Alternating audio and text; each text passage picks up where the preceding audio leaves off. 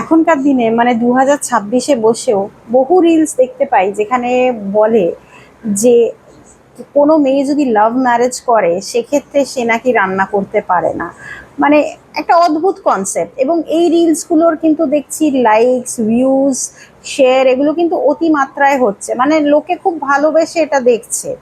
এবং যারা এই রিলসগুলোতে এনাক্ট করছে তাদেরকে আমার একটাই কথা বলার আছে, বিয়ে আপনি যেভাবেই করুন, সে পালিয়ে গিয়ে করুন, নিজে দেখে করুন, বাবা মা দিক, তার সাথে রান্নার কি সম্পর্ক?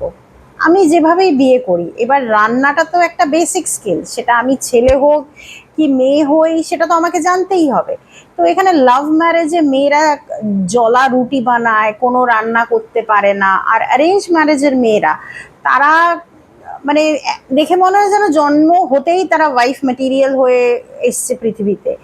তো তারা নাকি পুরো পঞ্চব্যঞ্জন দিয়ে খাবার দেয় শ্বশুরবাড়ির লোককে, হাজবেন্ডকে, কিন্তু যারা লাভ ম্যারেজ করে সেই মেয়েরা নাকি খাবারই বানাতে পারে না। অদ্ভুত কনসেপ্ট।